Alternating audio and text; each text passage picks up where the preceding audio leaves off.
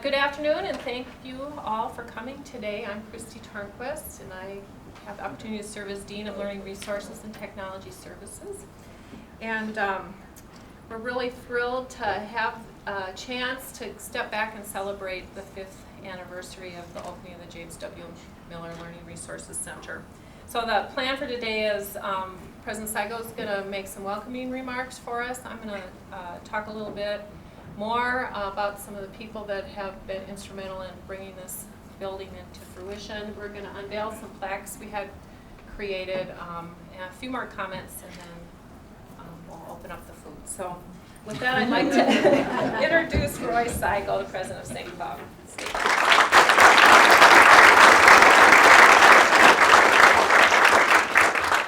Thank you, Christy, and you know, it's always nice to have a celebration. And it's so wonderfully thought out that we have the food, John, after we speak, because they generally run there first and then leave, so I'm appreciative. I also was in here watching the groundbreaking, and many of you folks that I see today, you were much younger. It's amazing how much younger you get when you take that hard hat off, and I can see your face, you know. It takes me back because many of the people that sat in the front row, and I didn't know the governor, but I know the lieutenant governor, and she's here today, and all of those individuals. So being here 5 years, it's been just a terrific time to get to know everybody and then to go back in history. And I see my assistant over here, and I asked her how many years she was married, and she told me, and then I said, well, you just celebrated your anniversary, and your husband, he makes the rest of it look terrible. He buys flowers and nice shiny rings and all that. And I buy my wife coveralls and rubber boots. And my children say, why do you do that? You know, and I said, I want to keep my sweetie warm. So again, I said, well, what's the definition of anniversary? And we went through, and I didn't bring them here, but we had 5 definitions, and basically talking about celebrating an event. And as I've, thought about that over the years, and as you know, I've spent 10 years in the Deep South in different places, and we've had all kinds of plans. When I was a faculty member, I was on the master plan of the future type things at Eau Claire and in Northern Iowa and Auburn and Southeast Louisiana, and never got to cut a ribbon. And I came here, we see this wonderful facility being built, and I was able to cut a ribbon. And Bob Bain, whom many of you know, always says to me, Roy, it's always better to be lucky than to be good. Don't laugh too loud, you guys. But anyway, as I look at the definition, it's a celebration of a special event, but from my perspective, we're looking at what we did in the past. And I know we have the name of Miller, and we have so many wonderful contributors, and their names are on the rooms and things. But there are many people like me, who was a faculty member, who met over hours and hours, and I know many deans and many alumni, many legislators, even a governor, and previous presidents, 5 or 6 presidents were involved with this. And I know John Berling dreamed about this, and I hate to live his life because his dreams don't come true but every 17 years. It's a long time to realize your dream. And as we look at this facility, and I had the privilege of sitting there in my office, and every day I'd look out and I'd see a little bit more. A little bit more. It's kind of like that barn raising in The Witness, the movie, and it was gorgeous. And one day it looked perfect. Another day I said, oh, it looks terrible. But you know how houses go. One day they go up fast, and another day they kind of come along. But the finished product, don't you agree, has been just fantastic. Just beyond your imagination. My son, who's a senior here for the 3rd time, I said, where do you spend your time? He says, on the 2nd floor. I says, oh, come on, I'm your dad. I'm an administrator. I deal with kids all the time. He says, no, really. The computers are much faster than at home. So he likes that much better here. And, you know, as we remember, and we won't be able to mention all of them, I asked Christy to do that, but when I first came, I talked about all of us being on a dusty, hard travel. And we start out early in the morning. This is in the hot afternoon. It's 90% humidity and 90 degrees. And we come upon a well, and we've taken a drink of water. And the Chinese proverb says, remember the people who dug the well. And that's what we're doing today, to celebrate what all of you have done to help us travel this long, hot road, never giving up hope and making sure that this reality comes to be. And because the reality is here, it's not for us, it's for the children and the people of Minnesota and those that visit us. And what better dedication from legislators to presidents to faculty to community to advancement to everybody to ensure the solidarity and the future of what we want to be. And that's what's encompassed within these walls. And we like to think about the beauty, and when I first came, the first thing, and Sue will tell you, we have a visitor, to get that oh wow, I would take them to the hockey arena. They walk in because it's cool. Oh wow! You know? But that's not the place. The library is the place for the oh wow.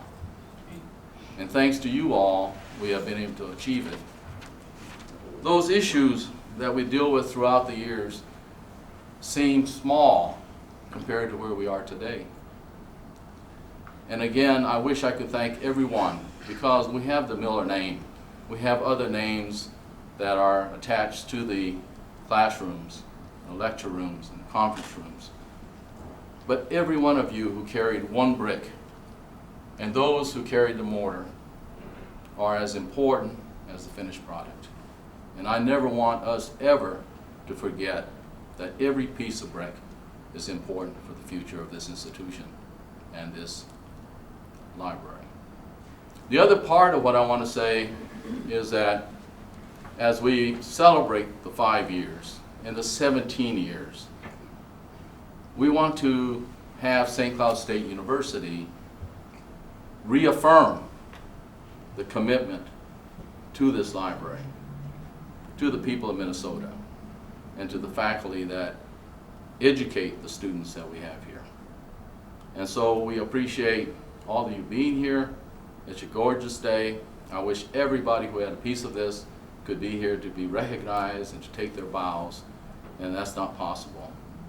But we appreciate all of you, your wisdom, your dedication, your thoughts, and your tears and your sweat that went into bringing this together. And if you put your ear to the side of this building, you'll be able to hear all those voices and the mortar and bricks of this wonderful facility. So let's hope that we have another 5 years just as grand, just as productive, and just as exciting. So thank you very much, Christy. Let's go and celebrate. Thank you, President Saigo. This is sort of interesting in that where I was talking about walking through that hot and dusty road, I heard a report on the radio yesterday that was a little troublesome to me. The weatherman said that September 15th marks the official beginning of the snow season in Minnesota. Didn't really want to hear that. And it's awfully hard to think about that on such a beautiful day like it is today. But snowfall does fit in well with the comments I wanted to make to you today. As some of you know, I have a dog that insists, he's very demanding, that we take a walk every day. He doesn't care what the weather is, rain, shine, we're going to go outside. And so when we take those walks, one of the surprising things is that walking in winter compared with walking in the more warmer months is how apparent it is that other entities have gone before us. We see their tracks on the trail ahead of us. And I see deer and rabbit and squirrel tracks, of course, as well as footprints of the human beings that have passed that way. And it's possible to differentiate the number of the people, their size, the rate at which they're moving by observing their boot treads. But most likely, none of those previous travelers really have given a passing thought to the footprints that they're leaving behind for me to discover. And so I think similarly, most of us are unconscious of the tracks that we leave behind in our lives as well. We tend to focus on the future, the next assignment, the next project, the next task ahead of us. So it seemed appropriate at the 5-year anniversary of the opening of the Miller Center that those of you that had blazed a trail for this facility be given the opportunity to look back over your shoulders and see how successful your efforts have been. Those of us who followed in your footsteps wanted to say thank you for the path that you set for us and for the legacy that you left. And so today we wanted to take a moment to honor the many people who made this building a reality.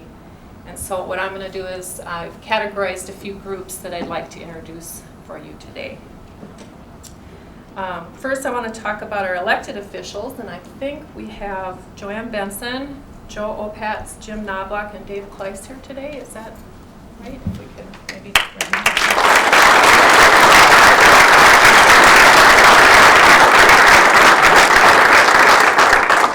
We know that you constantly have had your constituents asking for more resources.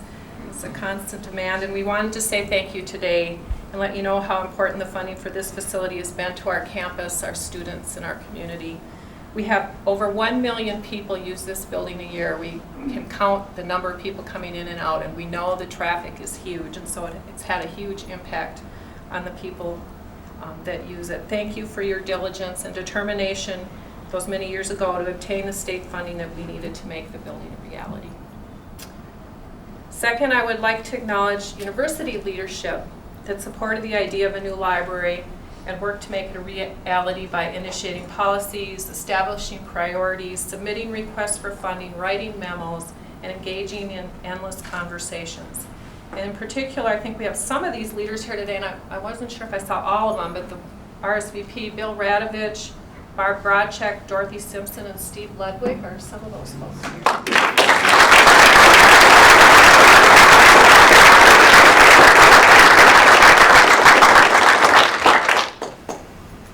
I also wish to acknowledge our foundation board and the donors who were involved with the capital campaign.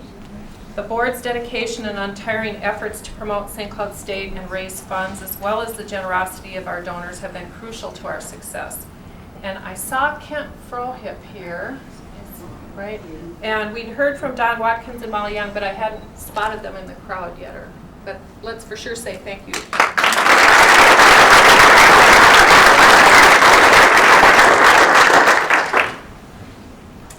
I also wanted to acknowledge the architects, builders, contractors, and the building representatives who created the structure. It was beautifully designed and well constructed. Our students love this facility. We invited you on the quietest day of the week, so we wouldn't disturb you too much, but they pour in the doors. Thank you for your quality work. And I heard from Ron Kramer, Dave Woken, and John Stelton. I know at least a couple of them are here today. So.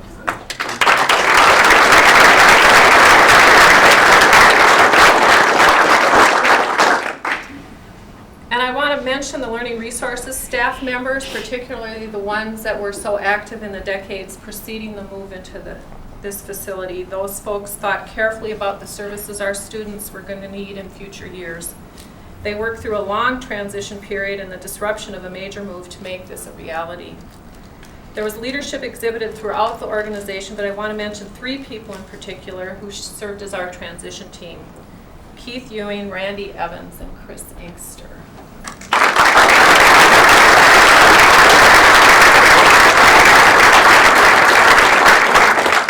And I want to particularly acknowledge Keith Ewing's meticulous work with the architects to develop the plans for this facility. You will find his fingerprints all over the building, both literally and figuratively, so thanks especially to Keith.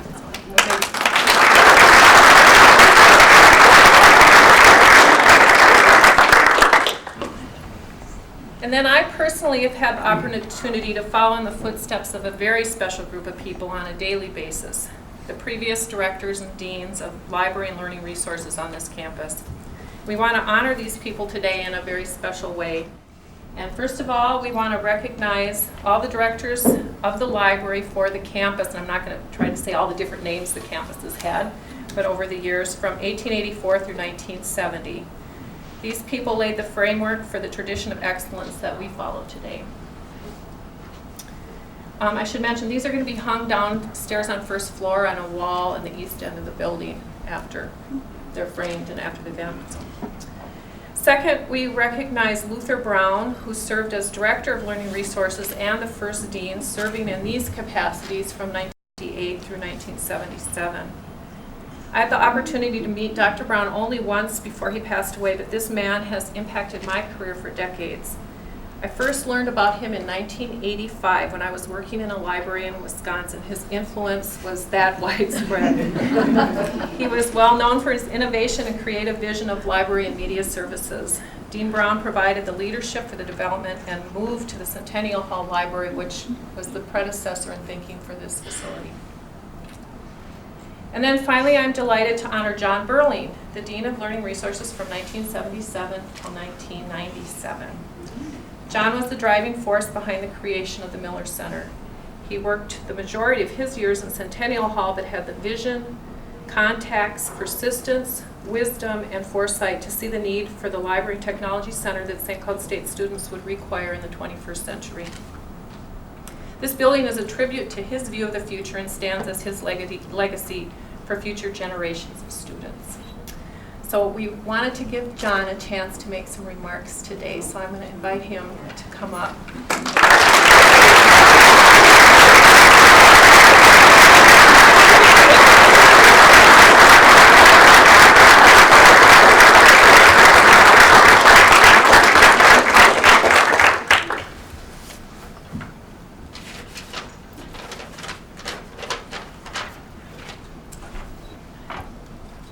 As I received my invitation in the mail, I looked at that and I said, well, I'm 71 years old, and this is the first party I'm going for a building.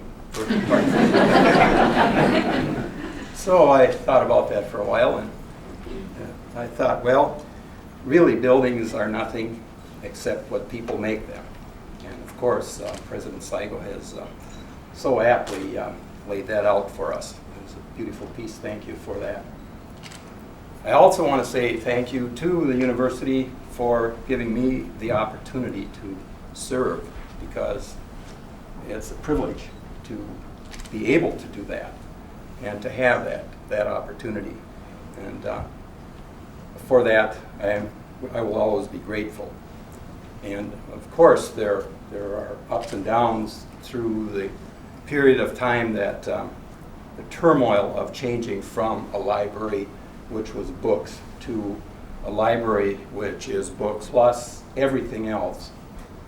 And it was a difficult thing for those transitions to occur, and then to try to describe those transitions to people who had to take public money to fund it.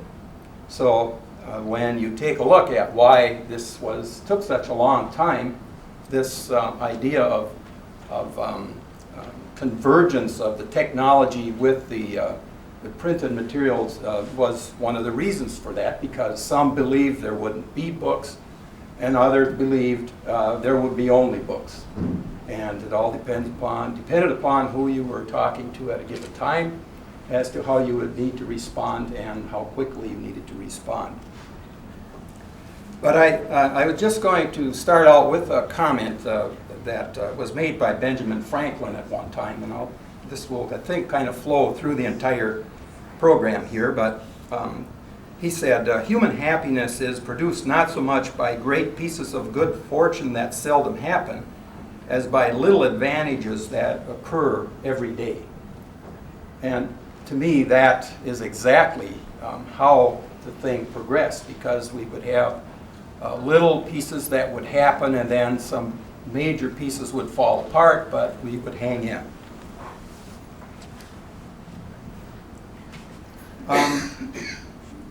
Dean Tornquist had asked me to just make a few comments about Luther Brown, because I did work with him just a few years before he retired and I became dean in 1977.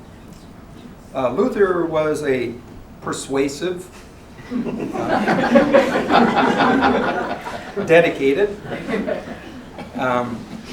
charming, not always, but charming person.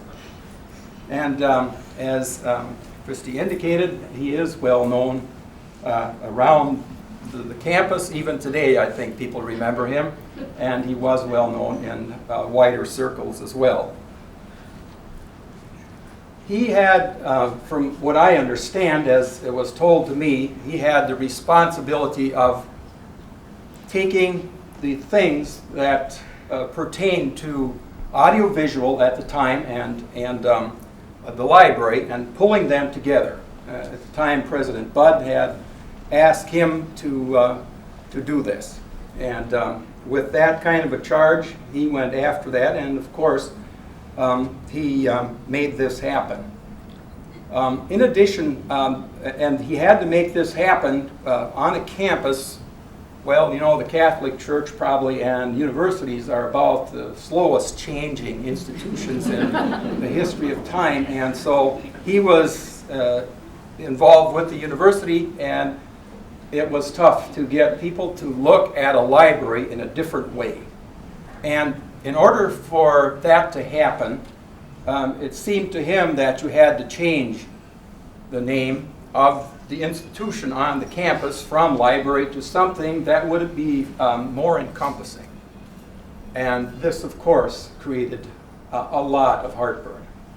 And Luther prevailed over time, and what we have come to experience on this campus is certainly in good measure a part of his efforts.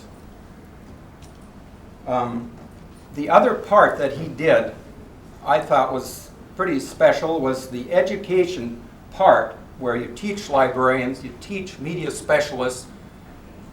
He felt that it would be a good idea to have the person who teaches who also have the experience of actually doing the work. And so that's how you had the two parts put together, the service and the teaching. And I think his wisdom is pretty well constructed, because today, if you tried to hire the kinds of people to teach with the broad range that a librarian needs to know, the information they need to know, it would be very difficult to place that into 6 people only. But when you can draw from 30, you have a wide range of expertise that can be brought to the students, and I see that as an incredible piece of legacy that he is leaving to this campus and to the profession at large. Also, the campus, I think, should be recognized for having been quite involved with libraries. You look at Old Main, then it went to Stewart. I believe Stewart had it for several years. And then Kiel. Kiel was an incredible place at the time, because when it was built somewhere in the early 50s, 1952 I think is when it opened, it actually appeared in the Encyclopedia Britannica under college libraries as a key type of facility of its time. So it had a picture of Kiel in Encyclopedia Britannica at that time. Then, of course, Centennial, and Luther actually had more visions for Centennial than he was able to get the people to buy into, but he set the stage for what we now have here. He set the stage for pulling all of this together and having convergence happen finally. And then, of course, the Miller Center. So if you look at that as a campus kind of ideal, you can see that libraries were always important. And I just wanted to mention today, I can't come up with and say everything I want about all the people because it's too long. It would be too long. But Bill Radovich, I am so impressed with him, because we went through all of the different formulas and things as to what should be the next building on a campus. And he checked the Baureiter formula and several others, and finally said, it will be, as only our esteemed vice president would say, the library. This was not well received by everyone, but certainly by us. We loved it. So that's how it began. And then President McDonald, who was very supportive of this building, along with all the presidents that followed, and there were quite a few during the time that we were trying to build this, and so each time we had to get them back on board. But President McDonald said, we want this place to be a special place for the students and welcoming to the community. And that is the piece that we took to Leonard Parker, and that is the architect who then put this idea together to encompass that idea of community and campus. So I just have to take my hat off to them for this wonderful vision and the constant help that we in the library received from those people at the highest levels, and if we hadn't received that, it wouldn't have worked. Then, of course, Joanne Benson, who was a senator, and she wouldn't leave her Senate position to become lieutenant governor unless the governor would say that this building will be on the list of funded projects. And without that, because we had heard very clearly through the grapevine that Mr. Carlson, the Governor Carlson, was not in favor of this project.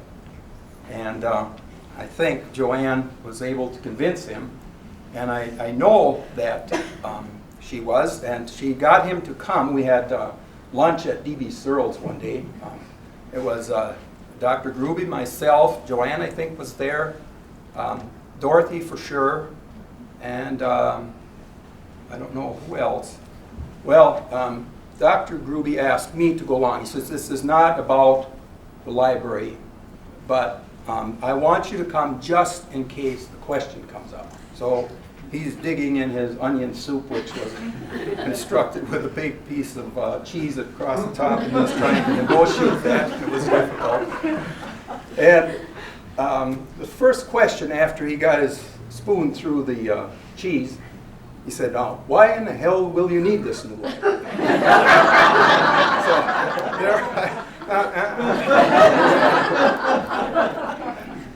So this is how it started that day, and by the time we left this particular gathering, he was telling me why we needed it. So we felt so good about that because he picked up the idea of the convergence of the technologies and that we needed to have a transition from the library as we had known it to the learning resources concept that it was going to be. So these were some, I think, watershed times that occurred in the development of this whole project. Keith was already mentioned, and something, they used to hire people to do that on most campuses. And Keith, of course, is now a professor, and thanks be to the campus for recognizing his incredible effort. He was able to move to professor based on his incredible knowledge of libraries and the development of the program for this building. Normally that takes 6 months to a year. He did that in a little over a week. And it was an incredible piece of work. And so you have a talent here that very, very few places have. Dorothy Simpson was another person involved with the watershed moment. Because we had sold so much of the idea of learning resources, the legislators began to look at which building should be next. Ours was 6th on the list. Well, before too long, and some libraries from other sister campuses had not even made any part of the list. Pretty soon, 2 of them had leapfrogged us. This was not easy to take. Those who know me know this. That hurt.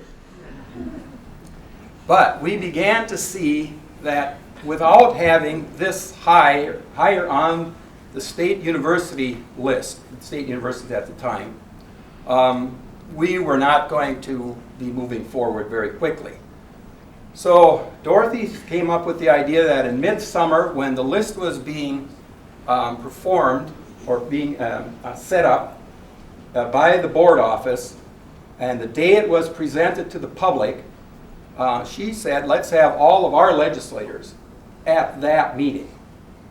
And that was, I'll tell you, it is fun to watch people's expressions as our legislators from central Minnesota began to walk in one by one. They kept filling the room, and there was the looks around, and they knew right then and there, if the St. Cloud program isn't in this package, there will be no bonding bill. So thank you for that incredible piece of work.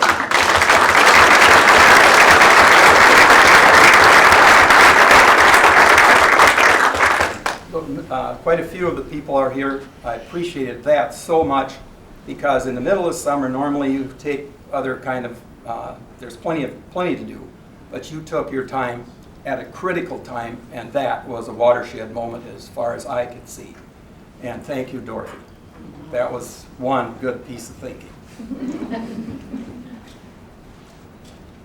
On the campus itself, too, we had several watershed moments, I think. You won't know what these are, but these are just magnificent moments in the history of an organization.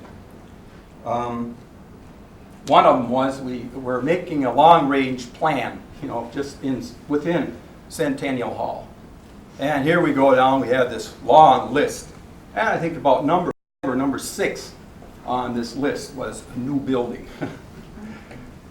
Some of us looked at that, and there are people in our organization, and there was snickering, because, we poor little folks here, we're going to make this kind of a difference. Well, the person that had wanted this on the list is the now departed Steve Koyama. He said, we have to put that on there. And for anyone who knew Steve, you would know how he said it, and he was so forceful, and it was a wonderful moment, and the fact that it was on there in that list was just special. Then an older retired person here, or longer standing retired person, Tony Schulzenberg. In 1981, there was not a microcomputer on campus. There was computing, but not one microcomputer. And we had a meeting, and Tony said, we have got to get a microcomputer onto this campus. And we've got to get one in here because the students are coming in, the people we educate are wanting this. And so he was insistent on this, and within the year, of course, we had very few funds as usual, but we did end up with the first microcomputer on campus. It was a Commodore PET. This is a little thing, but that was the first microcomputer on the campus. And to this day, it made such a difference because we said we were going to be where we had to be. And all of the people, I think, followed so easily this. It was a commission on educational technology that was put together by President Nixon in 1972. And in that commission's report, he had a statement that says that educational technology is the information and all those parts and pieces that make it possible to communicate that information to the student. So we just continued to use that very simple visionary approach to saying, okay, are we allowed to work in this area? Can we look at this? And we would always go to that and say, yes, we can. So as Bill Radovich was leaving, he left us a couple of bucks. And the hockey center had just come up. And so we were looking for some triax cable or something like that. Was that what it was? All right, see, pretty smart. And we had enough money to buy the the cable, but we could not afford to have it installed from the hockey center into the television studio, which was a well-equipped studio at the time. And so what we did that summer was I was included in that. Many of Randy's friends, students, we just got a line of people, and we started walking through the tunnel, and we just kept adding a person at the end till we walked this cable right down to the hockey center through the tunnel. And that's how we got the cable in there. So we had enough money to get the piece of cable, but we didn't have enough money to install it, and so then our people after that could install the rest of the ends and stuff. So that was another piece where now students on this campus are one of the few that can do the actual programming for the hockey games, where it's done by students alone. And without that kind of an approach, it would have never happened that way. Let's see.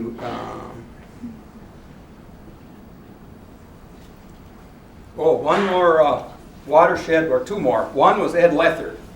Ed is not from our campus, but Ed is,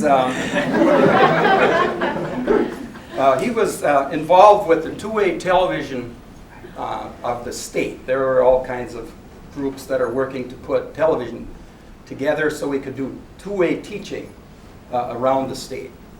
And of course, St. Cloud State, which is the lowest funded institution of the campuses in the state university system, didn't have any money, as usual.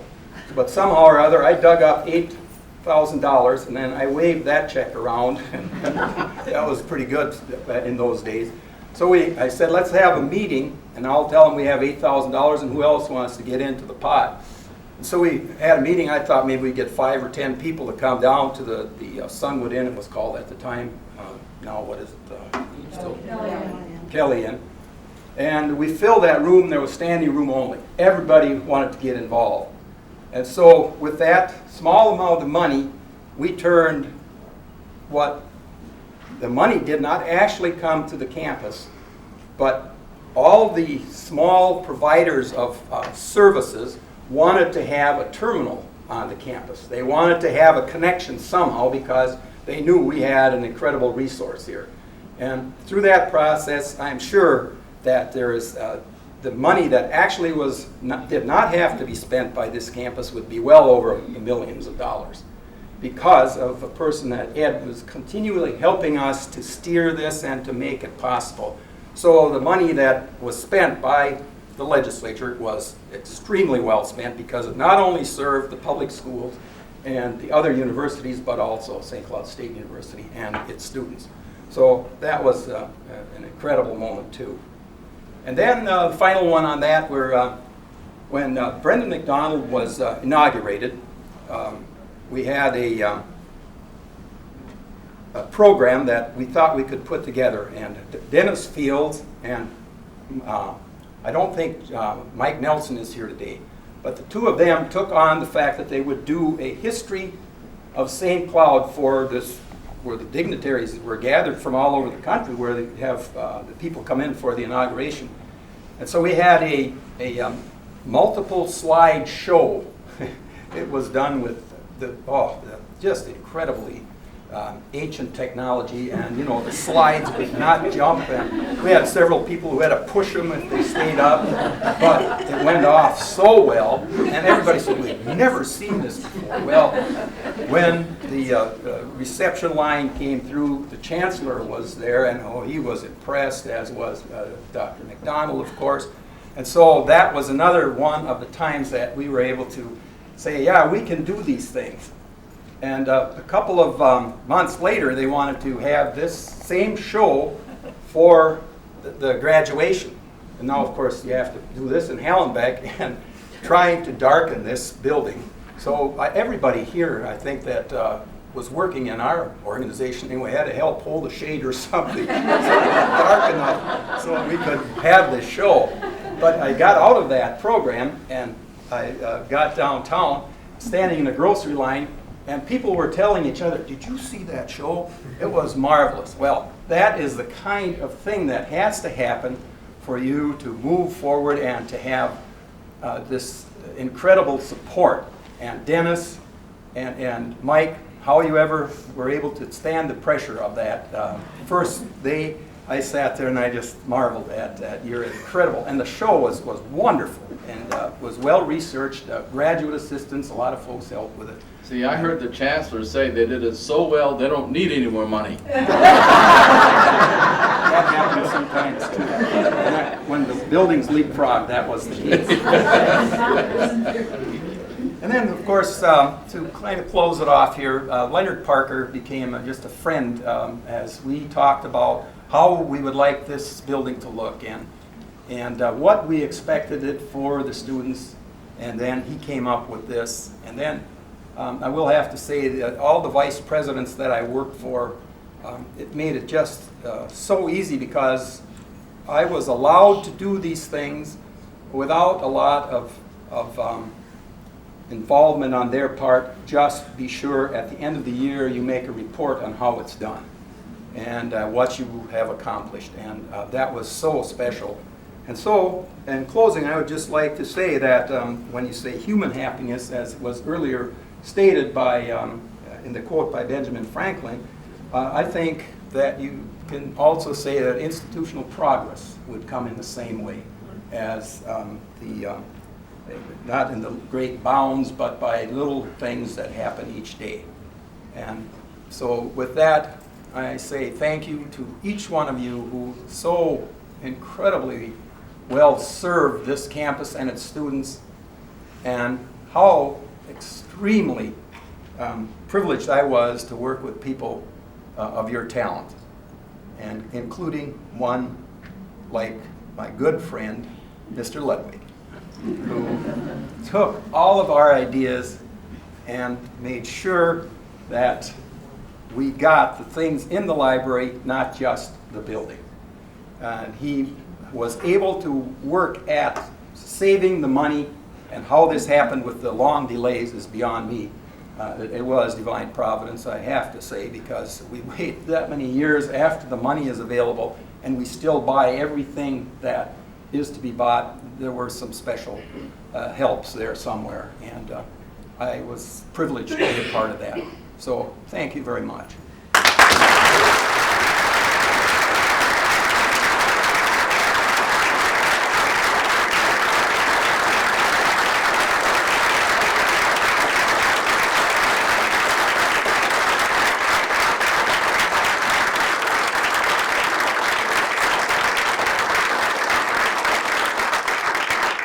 I'm not going to try to add anything else to that, but I would welcome you to enjoy the food, enjoy the videos, enjoy further conversation with yourself, and speak to John in person if you haven't already. Thanks everybody again for coming. Appreciate it.